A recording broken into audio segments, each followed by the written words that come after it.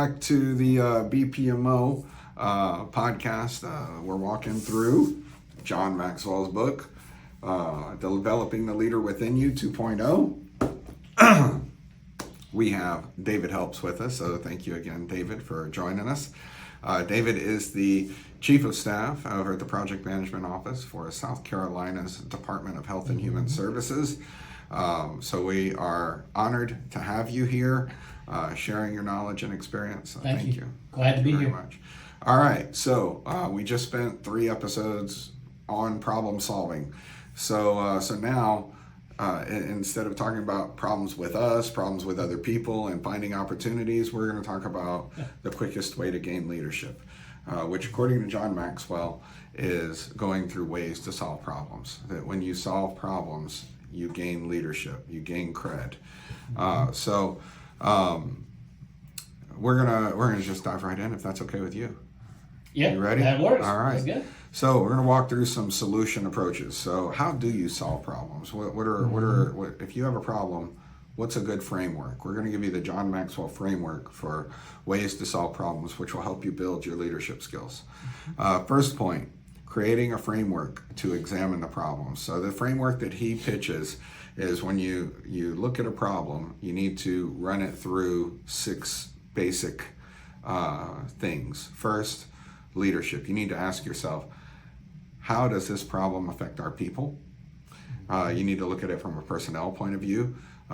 Do we have the right people engaged? We talked a lot about that over the last few weeks. Timing. We didn't talk too much about this, but is this the right time, and do we have enough time to solve this problem? Sometimes, I know it sucks, but sometimes we got to circle back and pick that up, and it's a good question to ask. Is this the right time? Yes. You could have the right solution at the wrong time. We Yes. need to ask, is this the right time?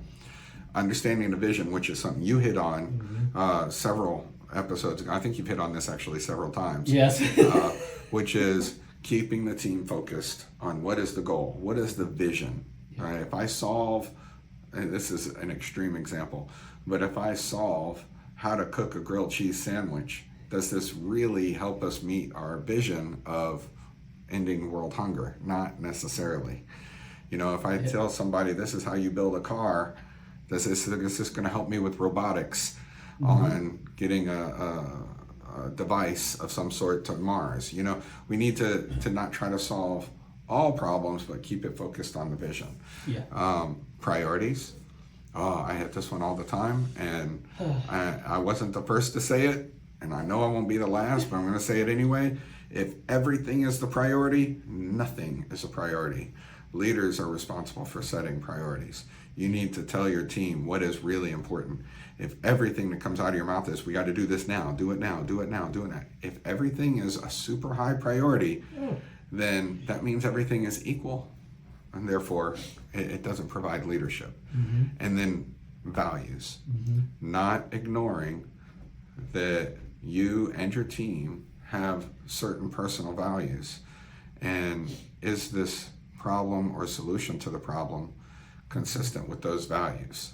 If not, you may not be the right one to do this. All right, so there's his framework. That's the John Maxwell framework for how to examine problems and solutions. So we're going to talk the specifics of how you do it. If we could only start with this framework on every project, especially make it part of your project plan, especially timing and priorities. If we could start with this framework on every project, wouldn't our lives be so much easier? I think it would. It would even avoid things being brought to us, because people would say, well, that really doesn't have anything to do with the project. Yeah, or you know what? Maybe we shouldn't worry about this right now when we don't even have the infrastructure to even do that, what we're thinking about doing. Timing? Oh my gosh. I mean, I don't know how many projects I have seen come through a PMO that I'm sitting there scratching my head going, why are we talking about this right now? Yep. Whose pet project is this? Whose pet project is this that they're using as a stepping stone to their next place? If we could actually come to discuss and frame projects from these 6 lenses before we even talk about it being a project? Do you know how many things we could actually accomplish successfully? Many. And a better use of the money. And a better use of the money, and a better drive of what it is that we are actually trying to accomplish in our jobs and in our organizations and in our companies. Yep. And in our agencies. Yep. I mean, it's incredible, isn't it? The actual impact we could have on our customers and our citizens. So I'm talking not just public sector, which is most of my background, as most of y'all know, but I'm talking private sector too.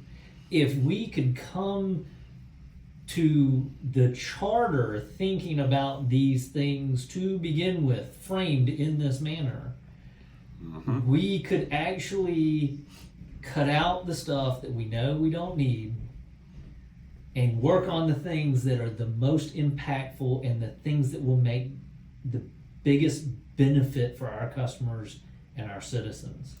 So it sounds like you're talking about the project intake process. Yes. I mean, among other things, if you put this into the project intake process, you'd have a lot more garbage thrown out, and you'd have projects that are more meaningful and targeted.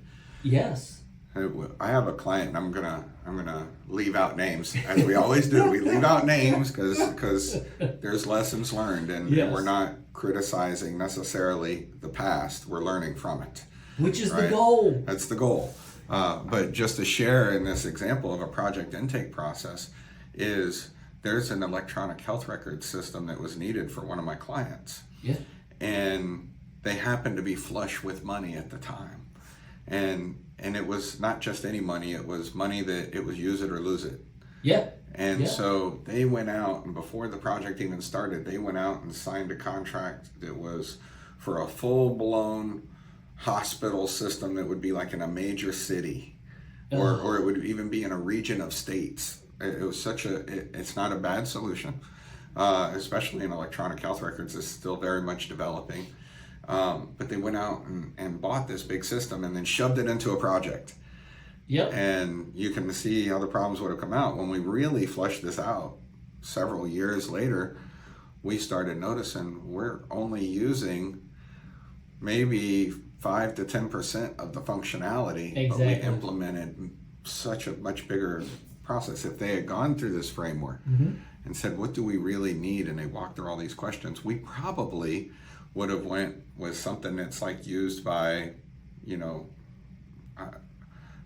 like local pharmacists. Yeah. Think about all the man hours. Think about all the man hours that were wasted coming to that.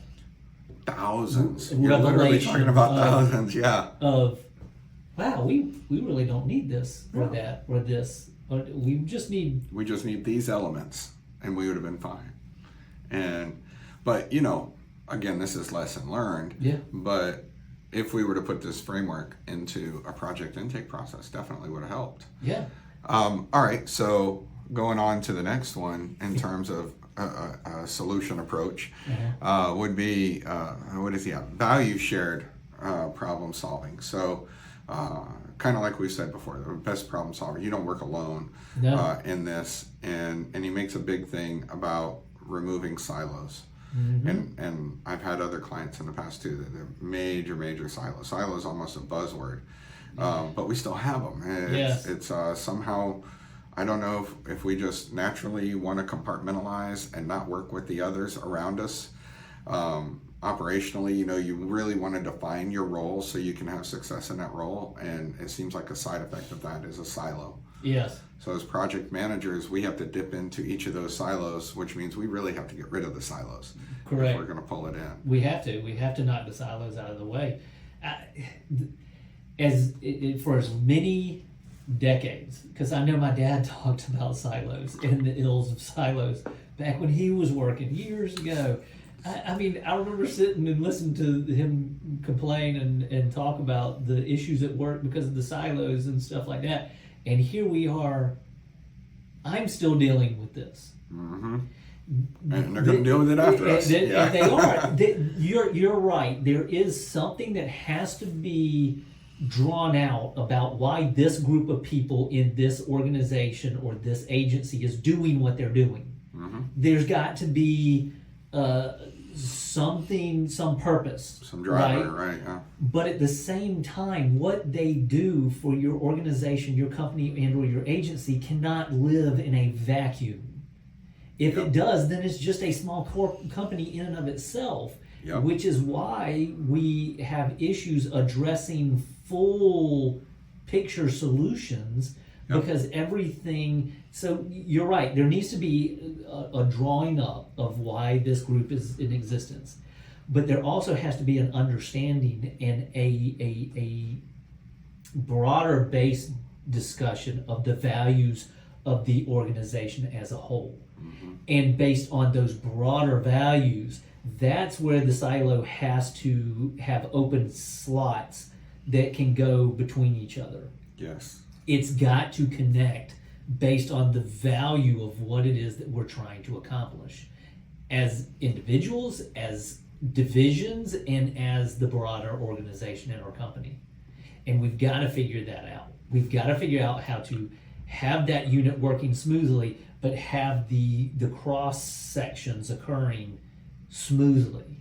Yes, definitely. So we're talking break down silos, have multiple people working on the problem. The other things that he points out in here, as the leader, be the coach, not a king. Yes.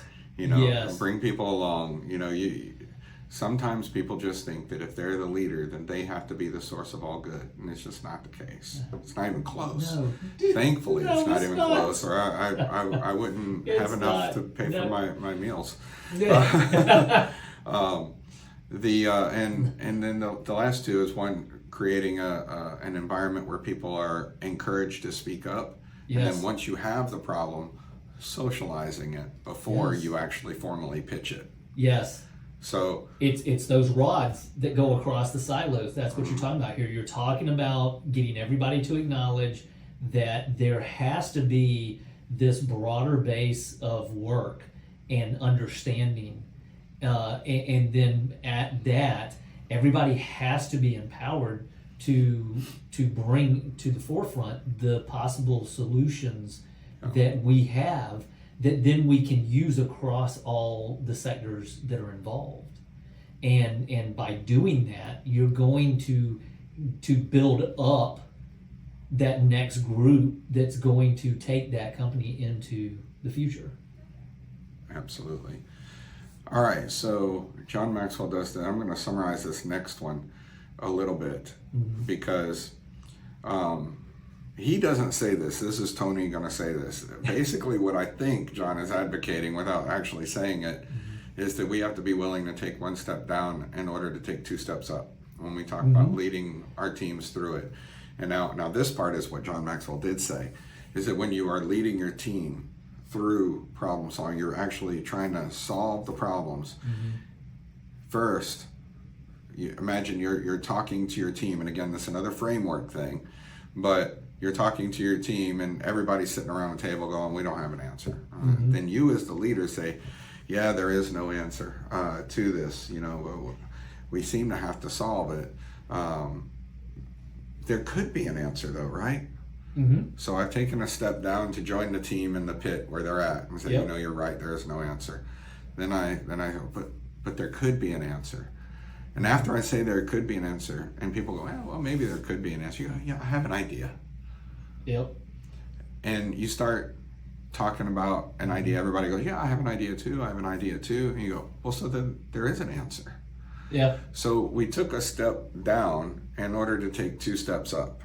And then he goes back to, well, once we know that there's an answer and I have multiple ideas, then there could be maybe more answers. Now see how far away we are from there is no answer. We've gone from there is no answer to there could be an answer to I have an idea to there is an answer. There could be more answers. Well, if there's more answers, I have more ideas. Now that we have multiple answers, I can have multiple ideas. Well, if I have multiple ideas, then there's more answers. So now I've gone from there is no answer to there's multiple answers. And once there's multiple answers, there has to be a better idea. Yes. Now, this is again a framework. As the leader, you're taking your team through this thought process. This may not be one conversation. No. Right? Could be several. Have you ever had to use this framework? Maybe not to the letter, but in function? Oh yeah, yeah. I mean, my thought process here is that this is where we as leaders need to be that facilitator, the facilitator of ideas, the facilitator of pushing the envelope, the facilitator of getting people to think beyond what they're currently capable of. So taking that step back, saying, well, then we can't move forward. But I have a hard time believing that we can't move forward from this. Mm-hmm. Well, no, we're not saying we can't move forward. What we're saying is without doing this, oh, wait, that's interesting. Okay, so if we did that, where would we move to? Right? So it's that facilitation of the conversations with the right people in the room to go past that initial, I don't know what we're going to do. Absolutely. That's Absolutely. what it's about. All right, so good discussion. Definitely not one of our 25-minute chats, but this kind of gives a couple of frameworks for people to follow in this. So I'm going to leave this one with one story here. It comes from John F. Kennedy. Regardless of your politics, I think this is a hilarious answer. And it's about cultivating action. And I think most people in project management know this. You can't just be all about talking about solutions. You have to implement the solution. Yes. And so the story is John F. Jr. Or was it Jr.? No, John F. Kennedy. John F. Kennedy himself. They said, how did you become a war hero? And he said, well, it's easy. Somebody sunk my boat. So if the lesson here is see the opportunities in midst of the problems. Yep. You can't become a war hero if something bad didn't happen. Didn't happen to you. Yeah, I like that. All right. Well, thank you all so much. Again, this is giving you a couple ideas of frameworks on how to solve problems. When we wrap up this session, then the next one is going to be about attitude. The leadership attitude. So this is the icing on the cake. So join us next episode. Thanks again, David. And we'll see you all at the next episode. Have a good day.